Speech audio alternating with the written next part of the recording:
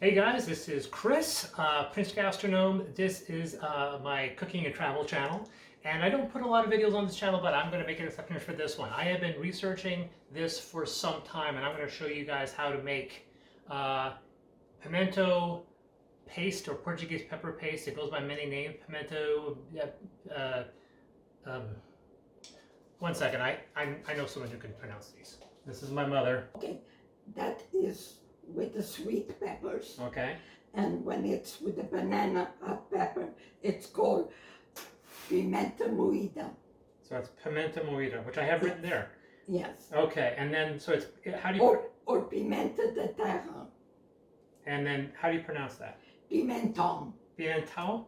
Pimentón. Tão. Yes. Not tom tom. No, tom. Pimentón. Okay. So in truth, there are multiple varieties of Portuguese pepper paste, and they all go by slightly different names. And you're going to find online a dozen, if not dozens, of different recipes that people will say is the unabridged way to make Portuguese pepper paste. But considering that they can't agree on the process and they can't even agree on the name, should give you an indication that you shouldn't take anything as gospel. So what I'm actually going to be doing is explaining all these variations and how to do them, and the various shortcuts people have made. First of all, explanation as my mother explained. There is pimento moída, and moída is just basically a pepper paste. That's the spicy one. If you're looking at a pepper paste that is hot, chances are it is pimento moída. If you're using bell peppers, which most people end up using, it's pimentão. And then finally, if you're doing the del Tara is fermented. This is what my mother makes. Now, I'm not going to go into huge details on this technique because it's pretty straightforward and you can find quite a few options available online. Because at the end of the day, you're just taking red bell peppers and then you're putting them through a grinder. This is my grinder. So you would basically run your bell peppers through this, and then that's it.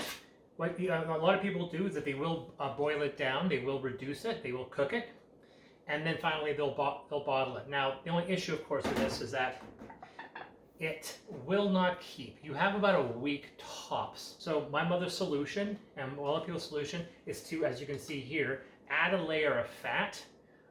Olive oil is a very common one. Put a sheen of olive oil, and when you refrigerate it, most of the time these oils completely solidify, and that creates a bit of a airtight layer that helps preserve the pimento paste. That'll last a little longer. I don't do that technique, but this is the most common one. And if you go online and look for YouTube channels, almost everyone is going to suggest this technique. So this is option one: grinding, boiling down, canning, good for a week. Option two is what we're going to be talking about here, which is fermentation, which technically is the pimento del Tara. This is an early technique. You can see it's quite runny. Most of my later attempts are much thicker. However, there is a third technique.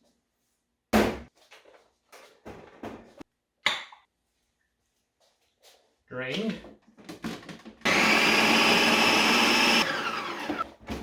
So you can see the difference in how it looks. The color looks about right. And that's it. You'd be surprised how effective this is. And the flavor is actually not bad. This is obviously the spicier variety. This is going to taste a little bit more closer to the moída, the spicy variety. So to make the del Tara, there's a couple steps. I'm going to interject a few additional steps which you can avoid if you wish.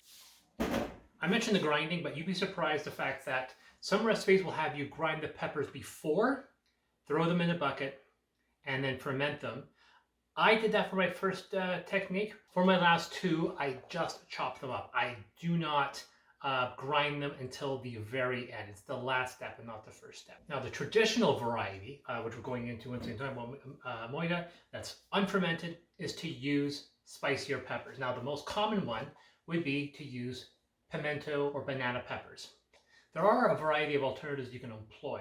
The most common one is to use Fresno, which you can basically find in almost any grocery store.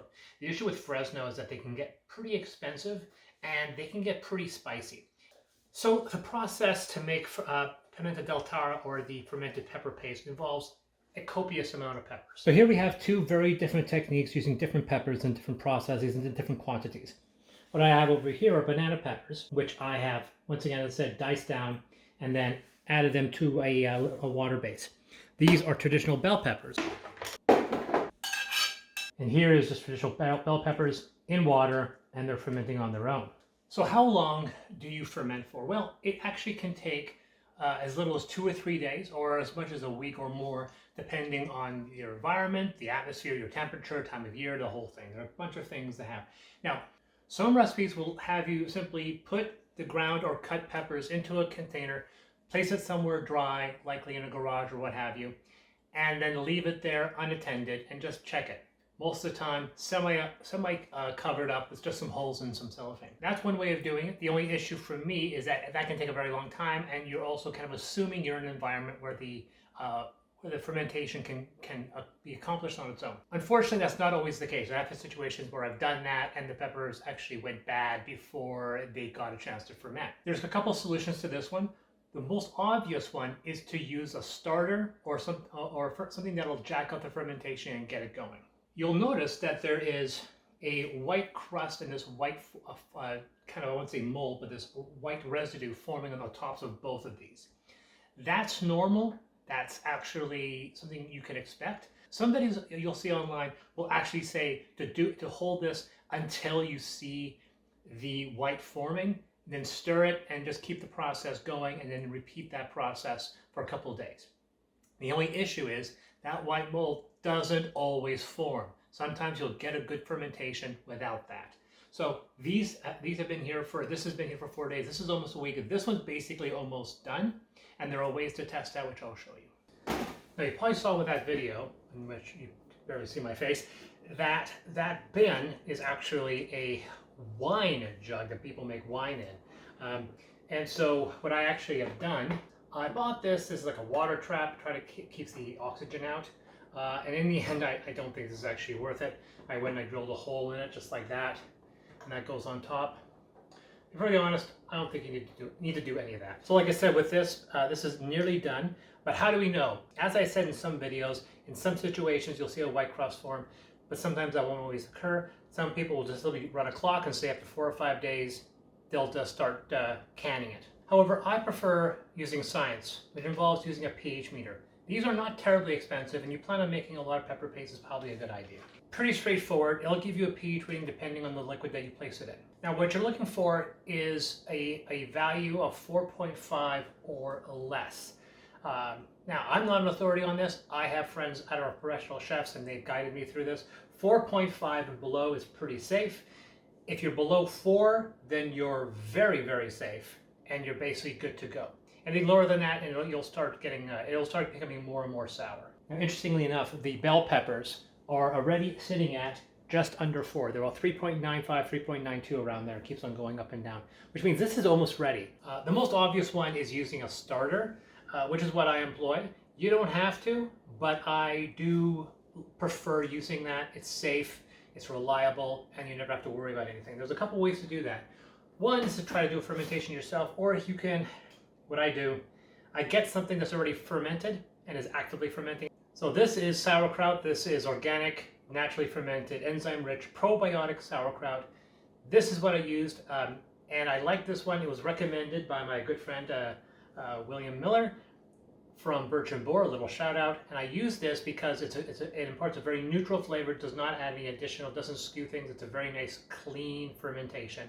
You also want to make sure you give this a stir at least once a day, and that'll help spread the fermentation and make sure everything is balanced.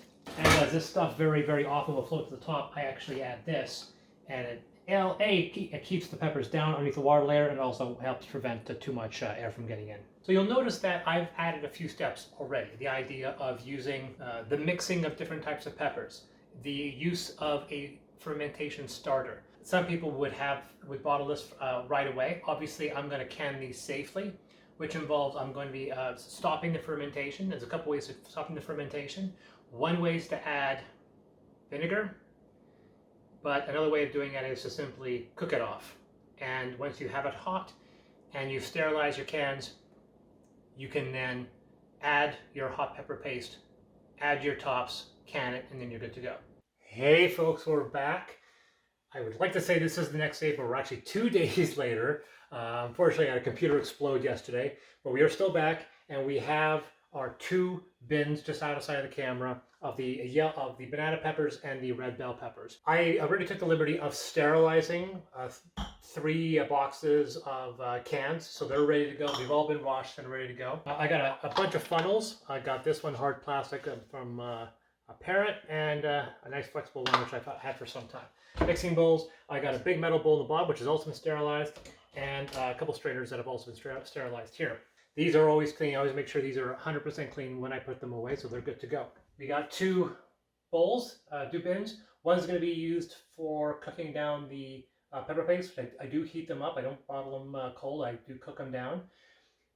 And one that's going to be used to cook the bottles. Eventually, I'm probably going to use both of these for cooking.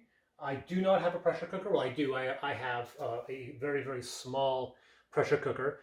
So I'm not doing the pressure cooker route. Some people say you have to do the pressure cooker route. Some you don't. Some say you have to. It would be FDA compliant. I'm not looking to resell these. These are going to be given as gifts. And I've never had an issue just bottling these down. You still get the same effect, but if you are uncomfortable and you want to follow the procedures, they would insist that you have a relatively large capacity pressure cooker. You can mention in the comments whether or not you think that's necessary. I don't have that capacity. I won't be using it. Everything else, however, I'm trying to be quite safe.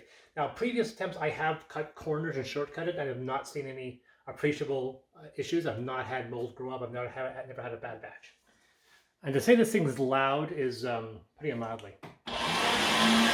So we can see here the final look of the bell peppers.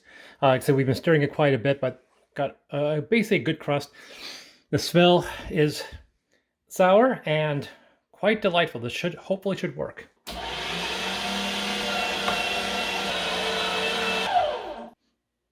That's pretty good. That's pretty good. And you're probably wondering why I have a metal bin and not letting the water just drain away. I'm going to be using some of the water in the final, and I'll show you guys why. I do stir a little bit just to get the extra moisture out.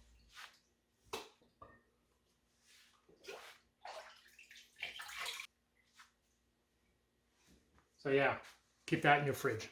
So you can see not a bad batch, quite a bit actually, we can see here. And quite a bit of liquid. Now I'm going to conserve this, I'm going to put this aside for now. I am going to tell you what I'm going to be doing with it, but for now we're going to switch over to the red bell peppers, which I'm going to for now keep very much separate from the banana peppers. Check how red that is. I've cut these down for at least a half hour, 45. A lot of the moisture is gone. It's nice and warm. I'm going to be canning these in just a second, but there's one step we're going to do, and this is a step you're all going to hate. Blender. There's still a little bit of liquid in here, a little bit of water, but I like a very nice texture, and I've been working on this for a while, and I'm going to be pouring some of the remaining liquid, the liquid that came off of the grinding process for these peppers, I'm going to be adding them back in. Now, like I said, I don't like a watery pepper paste. I want to create a texture that I really like, something that holds together, that really fits well in a cracker without running it off. And even if I boil this down as well as I can make it, it's always going to be a little bit on the watery side. So I'll show you how I fix that.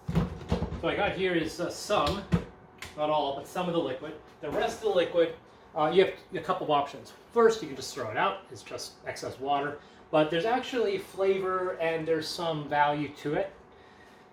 One thing you can do is that you can, it's a bit too sour if you want to use it as a replacement for vegetable broth, unless you're adding it to something on a large capacity, like if you're making a spaghetti sauce. Now, obviously, just stirring that up is not going to do much. I want to get this thick. I want this at a consistency, so when I add it to here, it's going to mix and create a very nice consistency. So how do I do that? Well, it's with this stuff, xanthan gum. Xanthan gum is a very, very popular way of thickening things. One other way of doing it, obviously, is to make a roux with flour. We're not doing that. So if you screw this up, no problem. Just get some more. You have a lot of water to go from. So I'm going to add probably half a teaspoon first into this. You'd be surprised how little goes a very long way. And remember, it's going back into this dish anyway. All right, so we're actually at a pretty thick consistency. You see here, it's kind of almost sticking. That's what I like. because remember it's going into here. There's a lot of liquid in there. It's going to mix with that liquid. You may not want to add the whole thing. Add it some until you get to a texture you like. Because obviously adding too much xanthan gum, it doesn't. Unlike flour, which can make something thick, adding too much xanthan gum can make something slimy, and you don't want slime. You don't want that kind of texture. So that's actually pretty solid. To coin a phrase. A lot of the liquid is going to pull off now. We don't see water forming in the bottom. I don't have to use the rest of it. We've added about half. I might not want to add maybe a little bit more, just until you have the right texture. Obviously the liquid's obviously going to add a lot of mass to it as well, but it's going to give you got to be very careful. I have in some cases added too much, and unfortunately you can only add, you can't take away.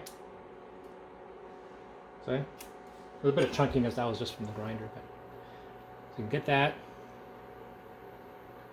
Pretty solid. Like I said, it's not too liquidy. Now this stuff here, what's left, I'm not going to keep that. That is a bit, on its own, it's a bit too slimy. So that is 8 canisters of the pepper paste for the banana pepper paste. Now we're going to move on to the red bell peppers. There are a couple different ways if you want to ferment red peppers. Now one way you'll see online is to not use any fermentation starter or anything like that, but instead using crap tons of salt. Now one way of doing that is to grind all the peppers beforehand, add way more salt than you think you need. We're talking if you have a batch like this size, we're talking 3 or 4 cups of salt. That's, I mean, it feels nuts to say 2 cups of salt, but that's how much salt you're gonna need. That's gonna be the seasoning that you're gonna carry forward all the way to the end. Because I didn't add any salt to this liquid, we just fermented it. You will have to add some salt to the batch. Otherwise, you know, it's not going to taste not taste very good. You're going to need a little bit of salt. So for this one, we're talking like a 1/4 cup per batch. This batch here is going to probably have another 1/4 cup. Taste it constantly until you get to the texture that you like. So that's pretty much what I'm looking for. It's not overly watery. Spoons up really nice.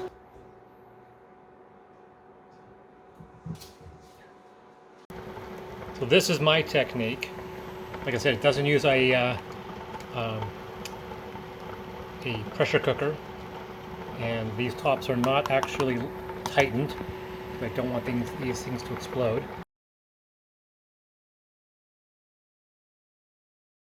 Pick one. This is one variety, this is 2, and this is 3. And I'll tell you what they mean afterwards. Okay, what's the spice level on these?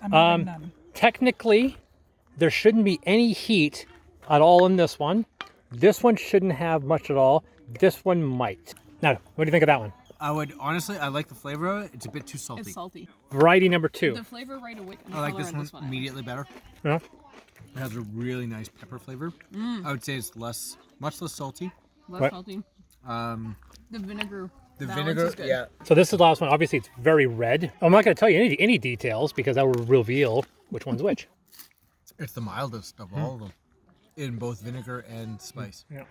So this is the first one, this is the second one, and the third one. Pick what your favorite, second favorite, and third favorites are.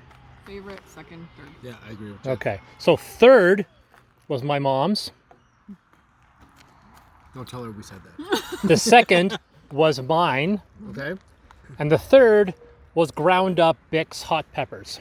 Really? With no processing I was like, whatsoever. It's very vinegary, so I'm like, there's something. All really I did different. was take a jar of Bix banana peppers, pickled banana peppers, That's why it's drained it, That's why it's and vinegary. ground it, and that was it. Yeah. So your favorite was the processed store-bought. So you're going to have one of each. So make sure you try them one at a time, and then you get to pick out which ones are your favorites. First one, And I'll the left side here. I like it. Well, it's got quite a twang to it. It's got a wang. But Well, I between have red 2 and wine 3, I for you, actually that's like also 3 wrong. And I better. have You like this one better? Oh yeah. No, 3. This one. Okay. Maura, have you tried them all? I like this because it's got some zing to it. Yeah. This one is, mind you, I should have tried this one first because it's more plain. Yeah. You gonna grab another one? I like this one. That's your favorite? I think so. I found that one quite salty. Salty. And then That one was good. Spicy. I like that one. Mom?